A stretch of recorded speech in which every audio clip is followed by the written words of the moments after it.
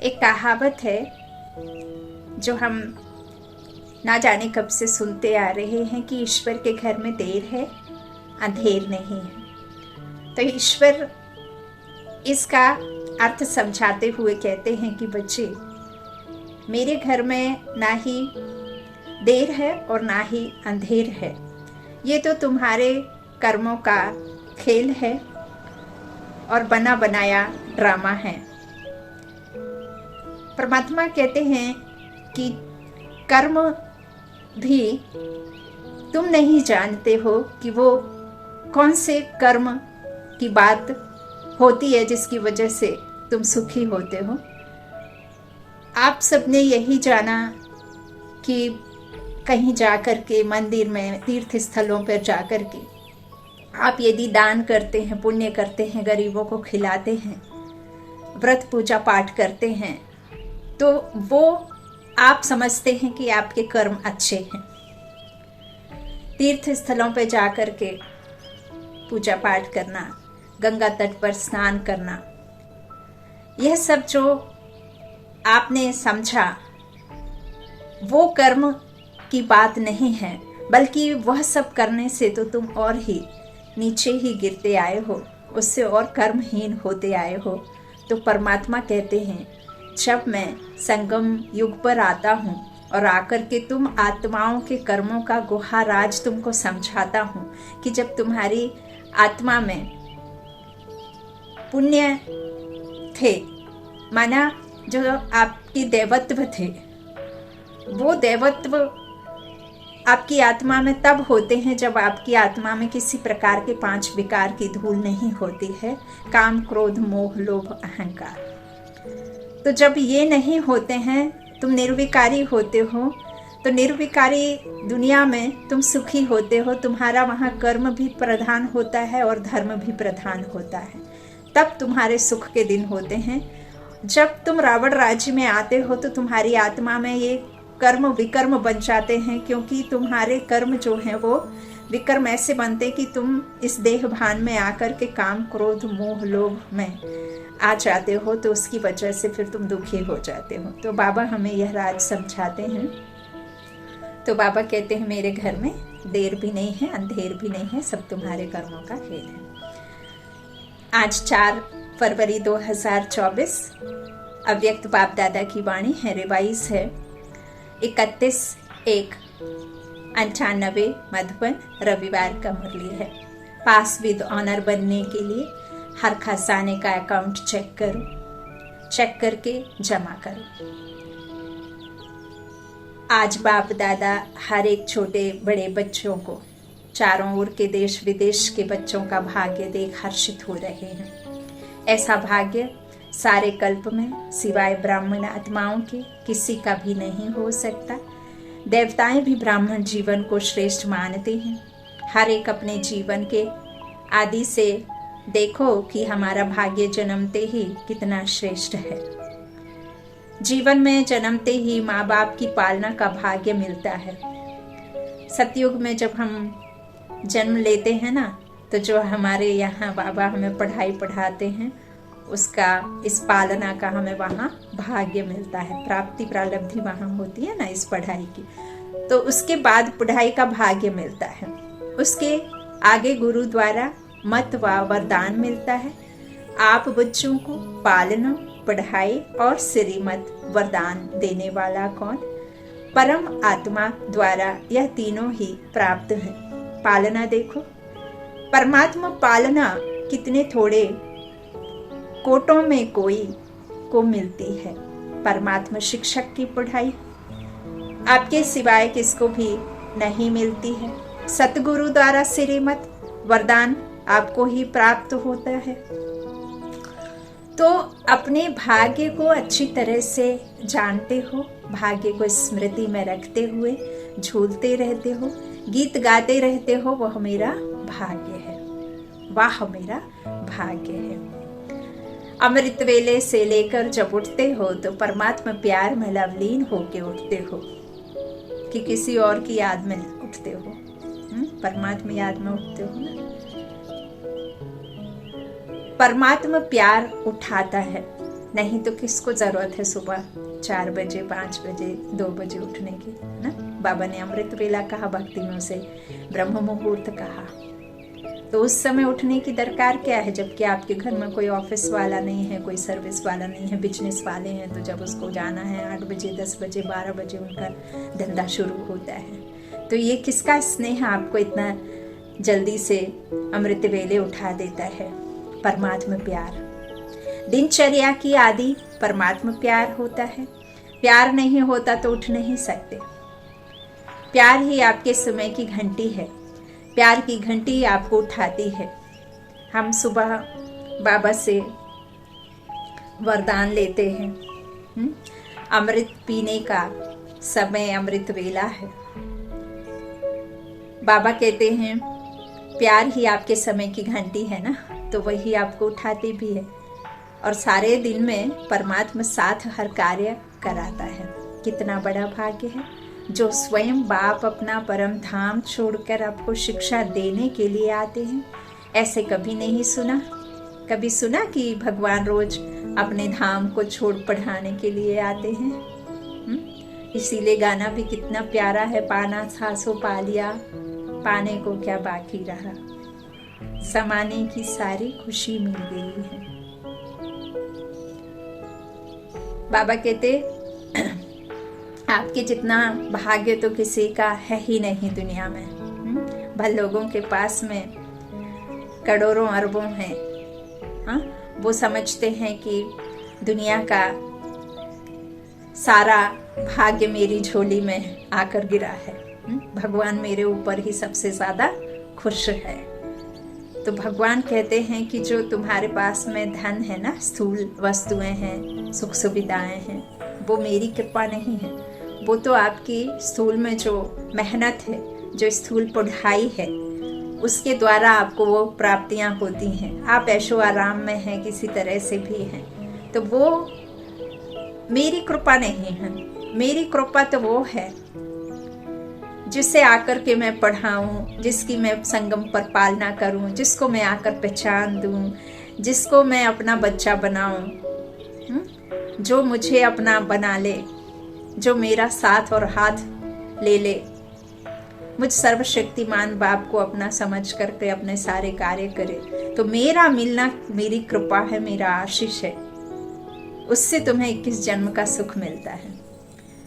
तो इस तरह परमात्मा पालना कितने थोड़ों को मिलती, कोटों में कोई होते हैं। इस तरह परमात्मा शिक्षक भी पढ़ाई आपके सिवाय किसको भी नहीं मिलती है। सतगुरु द्वारा श्रीमत वरदान आपको ही प्राप्त, तो अपने भाग्य को आप जानते हो ना। भाग्य को स्मृति में रखते हुए झूलते रहते हो, गीत गाते रहते हो, यह बाबा कहते। तो इस तरह ऐसे नहीं सुना कभी कि भगवान अपना धाम छोड़कर आते। आत्माएं चाहे कितना भी दूर दूर से आए, परम धाम से दूर और कोई देश नहीं है। है कोई देश? अमेरिका, अफ्रीका दूर है, परम धाम ऊंचे ते ऊंचा धाम है। बाबा कहते अमेरिका 7 समंदर पार कहा गया ना, और यहाँ हर किसी की नजर में अमेरिका से दूर कुछ नहीं है। तो बाबा कहते हैं अमेरिका, अफ्रीका दूर है, परम धाम ऊंचे ते ऊंचा धाम है। ऊंचे ते ऊंचे धाम से ऊंचे ते ऊंचे भगवान, ऊंचे ते ऊंचे बच्चों को पढ़ाने आते हैं। ऐसा भाग्य अपना अनुभव करते हो। सतगुरु के रूप में हर कार्य के लिए श्रीमत भी देते और साथ भी देते हैं। सिर्फ मत नहीं देते हैं, साथ भी देते हैं। आप क्या गीत गाते हो? मेरे साथ साथ हो कि दूर हो, साथ है ना। अगर सुनते हो तो परमात्मा टीचर से, अगर खाते भी हो तो बाप दादा के साथ खाते हो, अकेले खाते हो तो आपकी गलती है।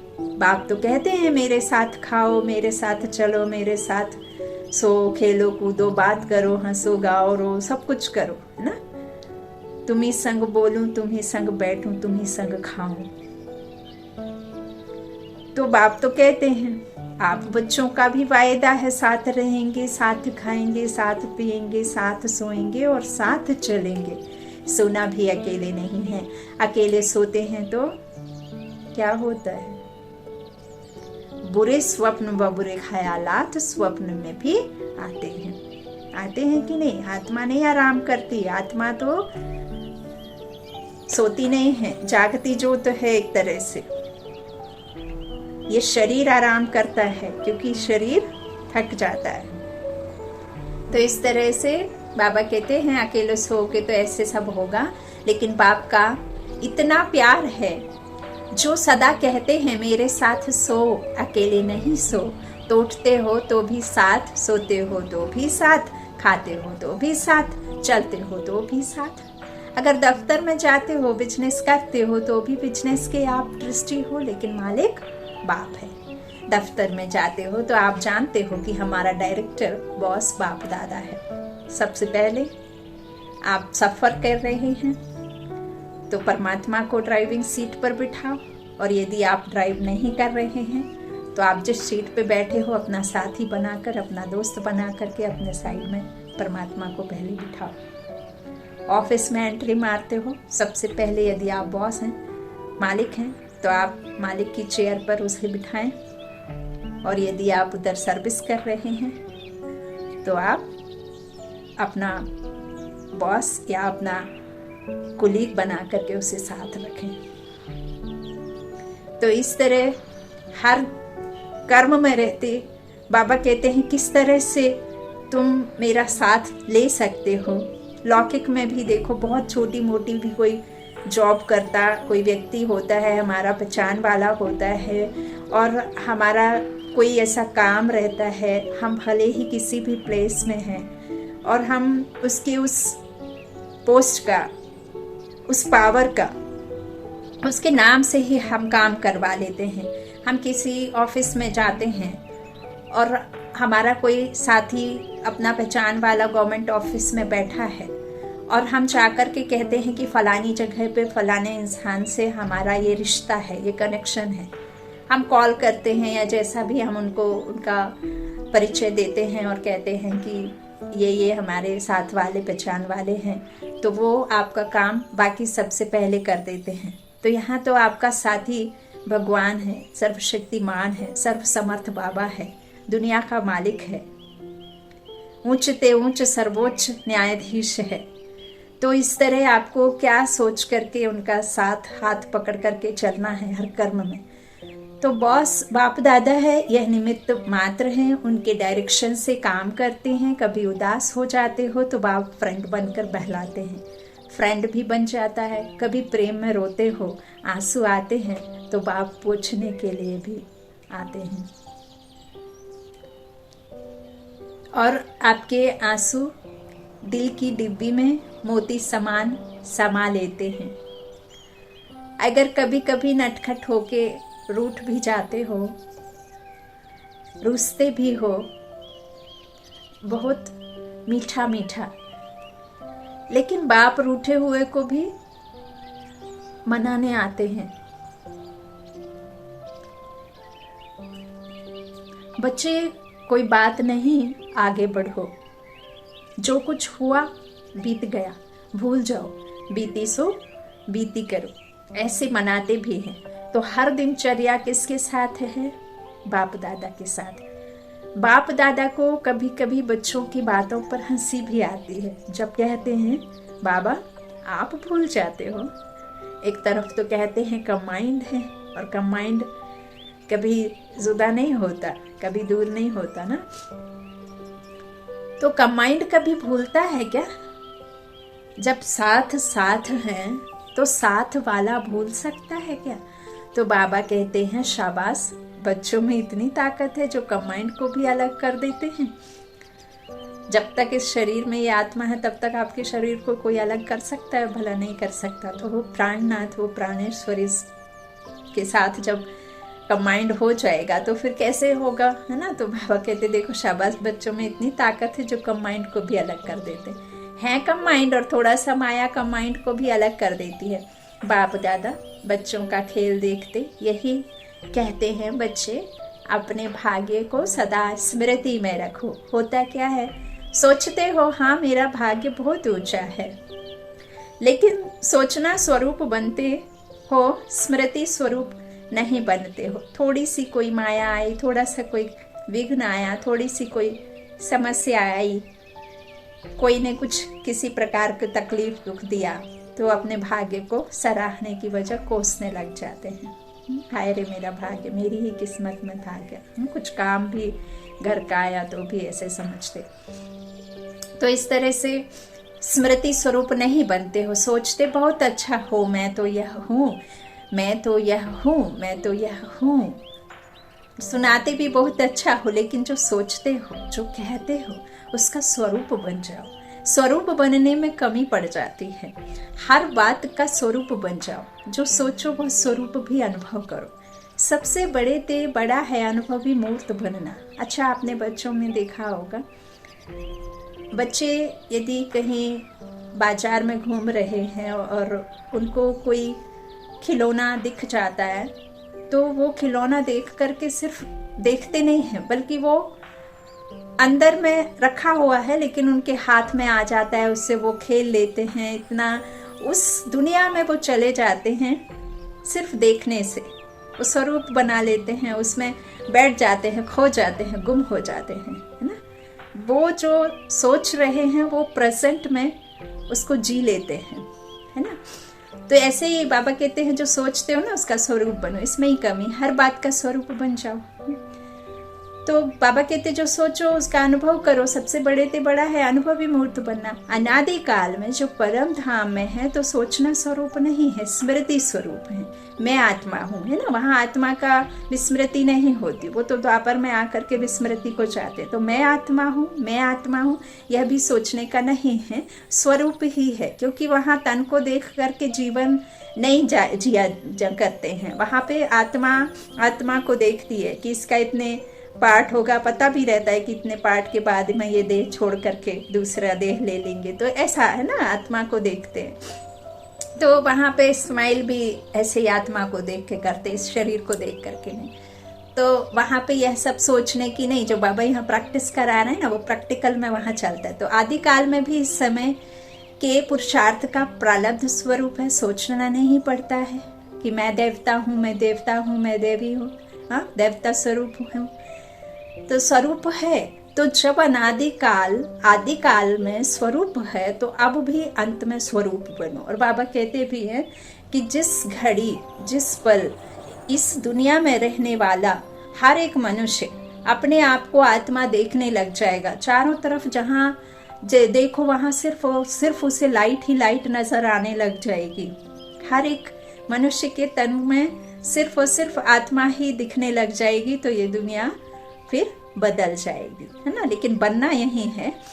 तो इस तरह आदि काल में स्वरूप है, तो अब भी अंत काल में स्वरूप बनो। स्वरूप बनने से अपने गुण, शक्तियां स्वतः ही इमर्ज होते हैं।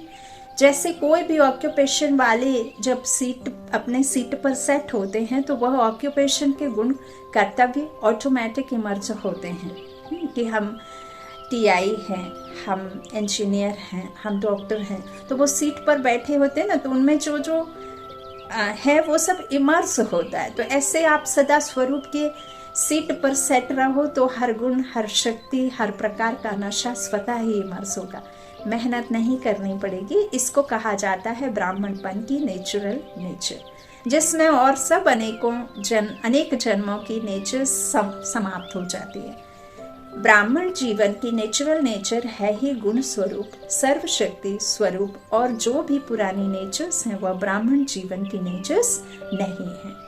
जितने भी अलंकार हैं, जितने भी देवी देवताओं के हाथ में दिखाए गए हैं ना, जो स्थूल में दिखा दिए हैं, वो असल में यहाँ बाबा तुमको सचमुच देते हैं। क्योंकि यहाँ ही जरूरत है। जिस दुनिया में किसी प्रकार का कोई दुख नहीं है, अशांति नहीं है, परेशानियां नहीं है, किसी प्रकार के वहाँ बीमारियां भी नहीं है, हाँ, किसी भी प्रकार की वहाँ पे कोई आसुरी गुण नहीं है, तो फिर वहाँ ये शक्तियाँ, ये सब चाहिए ही नहीं होता है ना। चाहिए वहाँ जहाँ पर जरूरत है, जहाँ अशांति है वहाँ शांति चाहिए, जहाँ दुख है वहाँ सुख चाहिए, जहाँ आसुरी गुण है तो उसे ही आसुरी बाबा ने राक्षस का नाम दिया। तो वो जो राक्षस है, विकार है, वो यहाँ है। तो यहाँ खत्म करने के लिए भी तो आपको अंदर से मारने के लिए शक्तियाँ, योग, सब कुछ यहीं चाहिए। सहन शक्ति यहाँ नहीं है, तो सहने की शक्ति हमें यहाँ चाहिए। तो जो अष्ट शक्तियाँ बाबा ने 7 रोज की भट्टी में पकाते हैं तब बताते हैं ना पूरा, तो वही शक्तियाँ बाबा ब्राह्मणों को देते हैं। तो इस तरह से जीवन की नेचर्स उसे नहीं कहेंगे जो पुराने संस्कार कहते ऐसे हो कि मेरी नेचर ऐसी है, लेकिन कौन बोलता है मेरी नेचर? ब्राह्मण व क्षत्रिय व पास्ट जन्म के स्मृति स्वरूप आत्मा बोलती है। ब्राह्मणों की नेचर जो ब्रह्मा बाप की नेचर, वह ब्राह्मणों की नेचर। तो सोचो, जिस समय कहते हो मेरी नेचर, मेरा स्वभाव ऐसा है, क्या ब्राह्मण जीवन में ऐसा शब्द मेरी नेचर, मेरा स्वभाव हो सकता है? अगर अब तक मिटा रहे हो और पास्ट की नेचर इमर्ज हो जाती है तो समझना चाहिए इस समय मैं ब्राह्मण नहीं हूँ, क्षत्रिय हूँ, युद्ध कर रहा हूँ मिटाने की। तो क्या कभी ब्राह्मण कभी क्षत्रिय बन जाते हो? कहलाते क्या हो? क्षत्रिय कुमार या ब्रह्म कुमार? कौन हो? क्षत्रिय कुमार हो क्या? ब्रह्म कुमार कुमारियां, ब्रह्म कुमारियां हो, दूसरा नाम तो है ही नहीं। कोई को ऐसे बुलाते हो क्या कि हे क्षत्रिय कुमार आओ, बोलते? हाँ, ऐसा बोलते हो? या अपने को कहते हो कि मैं ब्रह्मा कुमार नहीं हूँ, मैं क्षत्रिय कुमार हूँ? तो ब्राह्मण अर्थात जो ब्रह्मा बाप की नेचर, वह ब्राह्मणों की नेचर, यह शब्द अभी कभी नहीं बोलना, गलती से भी नहीं बोलना, ना सोचना क्या करूं मेरी नेचर है, यह बहानेबाजी है। और इस दुनिया में तो बहानों की खान है, फैक्ट्रियां हैं बड़ी बड़ी। हाँ? तो यह कहना भी अपने को छुड़ाने का बहाना है। नया जन्म हुआ, नए जन्म में पुरानी नेचर, पुराना स्वभाव कहाँ से मर्ज होता है? तो पूरे मरे नहीं हैं, थोड़ा जिंदा हैं, थोड़ा मरे हैं क्या? ब्राह्मण जीवन अर्थात जो ब्रह्मा बाप का हर कदम है वह ब्राह्मणों का कदम हो। बाबा कहते हैं ना कि जो कर्म मैं करूंगा वह देखकर और करेंगे, मुझे देख और करेंगे। तो बाप दादा भाग्य को भी देख रहे हैं, और इतना श्रेष्ठ भाग्य, उस भाग्य के आगे यह बोल अच्छा नहीं होता। इस बारी मुक्ति वर्ष मना रहे हो ना, क्या क्लास कराते हो? मुक्ति वर्ष है तो मुक्ति वर्ष है, या 99 में आना है, 98 का वर्ष मुक्ति वर्ष है। जो समझते हैं यही वर्ष मुक्ति वर्ष है वह हाथ हिलाओ। देखो, हाथ हिलाना बहुत सहज है। होता क्या है, वायुमंडल में बैठे हो ना, खुशी में झूम रहे हो तो हाथ हिला देते हो। अब मुरली सुन रहे हैं, सेंटर में बैठे हैं, बाप के सम्मुख बैठे हैं, मधुबन में बैठे हैं, कहीं से भी आए हैं, लेकिन एनवायरनमेंट कैसा है? खुशी का है, झूम रहे हैं, बाप को अनुभव कर रहे हैं, शक्तियों को अनुभव कर रहे हैं, तो हिला देते हो। लेकिन दिल से हाथ हिलाओ, प्रतिज्ञा करो, कुछ भी चला जाए लेकिन प्रतिज्ञा मुक्ति वर्ष की ना जाए, ऐसी पक्की प्रतिज्ञा है। देखो, संभाल के हाथ उठाओ। इस टीवी में आवे ना आवे, बाप दादा के पास तो आपका चित्र निकल रहा है ना? वो ऐसा शिव का सीसीटीवी कैमरा है जो हद के कैमरे में आप अपने आप को छिपा भी सकते हो, लेकिन शिव के सीसीटीवी कैमरे से आप कभी छुप ही नहीं सकते हो, है ना? तो बाप समान हो, इस तरह से बाबा कहते बाप के पास है ना सब चित्र निकल रहा है। तो ऐसे ऐसे कमजोर बोल से भी मुक्ति, बोल ऐसे मधुर हो, बाप समान हो, सदा हर आत्मा के प्रति शुभ भावना की बोल हो, इसको कहा जाता है युक्ति युक्त बोल। साधारण बोल भी चलते फिरते होना नहीं चाहिए, मजाक में भी नहीं होना चाहिए। कोई भी अचानक आ जाए तो ऐसा ही अनुभव करे कि यह बोल है या मोती है। यह शुभ भावना के बोल हीरे मोती समान है, क्योंकि बाप दादा ने कई बार यह इशारा दे दिया है कि समय प्रमाण अभी थोड़ा सा समय है सर्व खजाने जमा करने का। अगर इस समय में समय का खजाना, संकल्प का खजाना, बोल का खजाना, ज्ञान धन का खजाना, योग की शक्तियों का खजाना, दिव्य जीवन के सर्व गुणों का खजाना जमा नहीं किया, तो फिर ऐसा समय, ऐसा जमा करने का समय मिलना सहज नहीं होगा। पूरे कल्प में ईश्वर का यही समय है। खजाने लूटने के लिए लुटाने वाला तो तैयार है, लेकिन लेने वाले तैयार नहीं हैं। तो सारे दिन में अपने इन एक एक खजाने का अकाउंट चेक करो, जैसे स्थूल धन का अकाउंट चेक करते हो ना, इतना जमा है। कोई यूट्यूब चलाता, कोई फेसबुक देखता तो देखता है ना कितने लाइक्स गिरे, कितने कमेंट आए, कितने लोगों ने देखा। फिर उन्होंने सिर्फ लाइक किया या उसको धारण किया या सुना, सुन करके किसी और को फॉरवर्ड किया तो वो सेवा हो गई, लाइक किया तो फॉर्मेलिटी हो गई, उसे धारण किया तो पक्के हो गए, कमाई हो गई, और किसी को दिया तो डबल कमाई हो गई, है ना। भगवान ईश्वर जो कुछ आपको देता है ना, वो सिर्फ बांटने के लिए देता है, रखने के लिए नहीं देता है। या सिर्फ ऐसे नहीं है कि आपने कुछ नहीं लिया और दूसरों को दे दिया, उसमें भी कमाई नहीं है ना। तो गवाई है, उसमें खर्च कर दिया, आप क्या है, आपके पास क्या बचा। तो इस तरह जो भी खजाने हैं ना, चेक करते हैं ना इतना जमा हुआ, तो ऐसे हर खजाने का अकाउंट जमा करो, चेक करो। सर्व खजाने चाहिए। अगर पास विद ऑनर बनने चाहते हो तो हर खजाने का जमा खाता इतना ही भरपूर चाहिए जो 21 जन्म जमा हुए खाते से प्रारब्ध भोग सको। अभी का पुराने जो आपके द्वापर से हुए विकर्म हैं, वो खत्म करने के लिए आपको उसके लिए भी कर्मों को इकट्ठा करना, फिर आपको फ्यूचर के लिए भी कमाना, और अभी जो इस जन्म का है उसके लिए भी। तो कितना सारा आपको चाहिए। तो भोग पूरे जन्म जमा हुआ खाते का प्रारब्ध मिले, इतना आपको जमा करना। तो अभी समय के टू लेट की घंटी नहीं बजी है, लेकिन बजने वाली है। दिन और डेट नहीं बताएंगे, अचानक ही आउट होगा, टू लेट। फिर क्या करेंगे, उस समय जमा करेंगे। कितना भी चाहो समय नहीं मिलेगा, इसलिए बाप दादा कई बार इशारा दे रहा है, जमा करो, जमा करो, जमा करो। क्योंकि आपका अभी भी टाइटल है सर्वशक्तिमान, शक्तिवान नहीं है। सर्वशक्तिमान, खुद को सर्वशक्ति मानो, सर्वशक्तिवान नहीं। तो बाबा कहते सर्वशक्तिमान, शक्तिवान नहीं है, सर्वशक्तिमान। भविष्य में भी है सर्वगुण संपन्न, सिर्फ गुण संपन्न नहीं है। यह सब खजाने जमा करना अर्थात गुण और शक्तियां जमा हो रही है। एक एक खजाने का गुण और शक्ति से संबंध है। जैसे साधारण बोल नहीं तो मधुरभाषी, यह गुण है। ऐसे हर एक खजाने का कनेक्शन है। बाप दादा का बच्चों से प्यार है, इसलिए फिर भी बार बार इशारा दे रहे हैं, क्योंकि आज की सभा में सब वैरायटी हैं। छोटे बच्चे भी हैं, टीचर्स भी हैं, क्योंकि टीचर्स ही तो समर्पण हुई हैं। कुमारियां भी हैं, प्रवृत्ति वाले भी हैं, सब वैरायटी हैं। अच्छा है, सभी को चांस दिया है, यह बहुत अच्छा है। बच्चों को तो काफी समय से अर्जी थी ना बच्चे, हमको मिलने का चांस कब मिलेगा, अभी तो बाकी भी हैं बहुत सारे। तो अच्छा हुआ, सर्व वैरायटी गुलदस्ता बाप के सामने है। अच्छा, बाप दादा की सारे विश्व की निमित्त टीचर्स के प्रति एक शुभ भावना है। यह वर्ष की भी कोई कंप्लेंट नहीं आनी चाहिए। कंप्लेंट के फाइल खत्म हो जाएं। बाप दादा के पास अभी तक बहुत फाइल हैं, तो इस वर्ष कंप्लेंट के फाइल खत्म, सब फाइन बन जाए। फाइल नहीं, फाइन बन जाए। कितने प्यारी लाइनें हैं, कितना प्यारा अर्थ है, कितने अच्छे महावाक्य हैं, है ना। व्यक्त बाप दादा की वाणी है, बहुत सहजता से बाबा हमें इसमें कितना कुछ बताते हैं, है ना। युक्तियाँ देते हैं, योग देते हैं, सब कुछ बताते हैं। तो सब फाइन बन जाए, फाइल नहीं, कंप्लेंट की फाइल नहीं। तो फाइन से भी रिफाइन।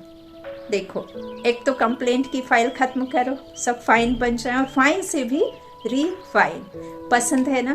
कोई कैसा भी हो, उनके साथ चलने की विधि सीखो। कोई क्या भी करता है, बार बार विघ्न रूप बन सामने आता हो, लेकिन यह विघ्नों में समय लगाना, आखिर यह भी कब तक, इसका भी समाप्ति समारोह तो होना है ना। तो दूसरे को नहीं देखना, यह ऐसे करता है, मुझे क्या करना है। अगर यह पापा कहते अगर वह पहाड़ है तो मुझे किनारा करना है, पहाड़ नहीं हटना है। हाँ, वो थोड़े हटेगा। यह बदले तो हम बदले, यह है पहाड़ हटे तो मैं आगे बढ़ूं। ना पहाड़ हटेगा, ना आप मंजिल पर पहुंच सकेंगे। इसलिए अगर उस आत्मा के प्रति शुभ भावना है तो इशारा दिया और मन बुद्धि से खा ले। खुद अपने को विघ्न स्वरूप बनने वाले के सोच विचार में नहीं डालो।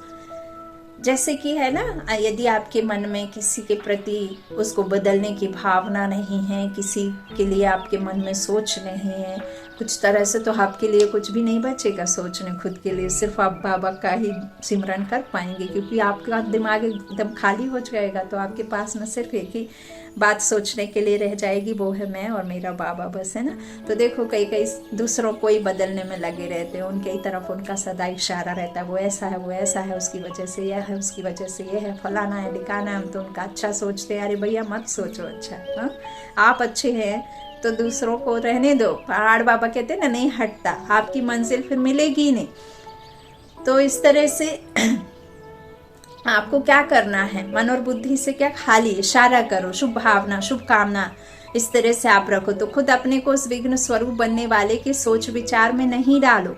जब नंबर वार हैं तो नंबर वार में स्ट्रेस भी नंबर वार होनी ही है, लेकिन हमको नंबर 1 बनना है। ऐसे विघ्न व व्यर्थ संकल्प चलाने वाली आत्माओं के प्रति स्वयं परिवर्तन होकर उनके प्रति शुभ भावना रखते चलो। टाइम थोड़ा लगता है, मेहनत थोड़ी लगती है, लेकिन आखिर जो स्व परिवर्तन करता है विजय की माला में उसी के गले में, विजय की माला उसी के गले में पड़ती है। शुभ भावना से अगर उसको परिवर्तन कर सकते हो तो करो, नहीं तो इशारा दो, अपनी रेस्पॉन्सिबिलिटी खत्म कर दो और स्व परिवर्तन कर आगे उड़ते चलो। यह विघ्न रूप भी सोने का लगाव का धागा है, यह भी उड़ने नहीं देगा। यह बहुत महीन और बहुत सत्यता के पर्दे का धागा है। यही सोचते हैं यह तो सच्ची बात है ना, है ना, यह तो होता है ना, यह तो होना नहीं चाहिए ना, है ना, कि हम तो उनको अच्छा करने के लिए इतना सब कुछ बोलते हैं, हमें शौक नहीं है कि हम सामने वाले को डांटें, उसके प्रति बुरा सोचें, लेकिन वो तो बदलता ही नहीं है, हम तो भले के लिए कहते। तो इस तरह से अरे यह सब भी तो एक तरह से बाबा कहते सत्यता के पर्दे का धागा है, यही सोचते हैं ना। तो यह तो होता है ना, यह तो होना नहीं चाहिए, लेकिन कब तक देखते, कब तक रुकते रहेंगे। अब तो स्वयं को महीन धागों से भी मुक्त करो, मुक्ति वर्ष मनाओ। इसलिए बच्चों को जो आशाएं हैं, उमंग है, उत्साह है, इसके सभी फंक्शन मनाकर बाप दादा पूरे कर रहे हैं। लेकिन इस वर्ष का अंतिम फंक्शन मुक्ति वर्ष का फंक्शन हो, फंक्शन में दादियों को सौगात भी देते हो, तो बाप दादा को इस मुक्ति वर्ष के फंक्शन में स्वयं के संपूर्णता के गिफ्ट देना। अच्छा, चारों ओर के परमात्मा पालना, पढ़ाई और श्रीमत के भाग्य के अधिकारी विशेष आत्माओं को सदा सोचना और स्वरूप बनना, दोनों समान करने वाले बाप समान आत्माओं को सदा परमात्मा विल पावर द्वारा स्वयं में और सेवा में सहज सफलता प्राप्त करने वाले निमित्त सेवाधारी बच्चों को सदा बाप को कमांड रूप में अनुभव करने वाले, सदा साथ निभाने वाले साथी बच्चों को बाप दादा का याद प्यार और नमस्ते नमस्ते नमस्ते। वरदान, संबंध संपर्क में संतुष्टता की विशेषता द्वारा माला में पिरोने वाले संतुष्ट मणि भाव। संतोष सबसे बड़ा धन है जो पास में है ना, जो प्राप्त है वही पर्याप्त है। संतोष सबसे बड़ा धन है। तो बाबा ने आज हमें वही संतुष्टता का वरदान दिया। संगम योग संतुष्टता का योग है, जो स्वयं से भी संतुष्ट हैं और संबंध संपर्क में भी सदा संतुष्ट रहते व संतुष्ट करते हैं, वही माला में पिरोते हैं। क्योंकि माला संबंध से बनती है। अगर दाने से संपर्क नहीं हो तो माला नहीं बनेगी। इसलिए संतुष्ट मणि बन सदा संतुष्ट रहो और सर्व को संतुष्ट करो। परिवार का अर्थ ही है संतुष्ट रहना और संतुष्ट करना, कोई भी प्रकार की खिटखिट ना हो, है ना। बाप दादा कहते हैं ना कि सिर्फ मेरे साथ में संबंध जोड़ लोगे और बाकी सबसे कड़वे रखोगे, बाकी सबसे मीठे संबंध नहीं रहेंगे, तो फिर माला में कैसे पिरोगे, है ना। तो संतुष्ट होना, परिवार में रहना, खुद को संतुष्ट रखो, औरों को करो, खिटपिट ना हो। स्लोगन है, विघ्नों का काम है आना और आपका काम है विघ्न विनाशक बनना। विघ्नों का काम है आना और आपका काम है विघ्न विनाशक बनना। अच्छा, ओम शांति।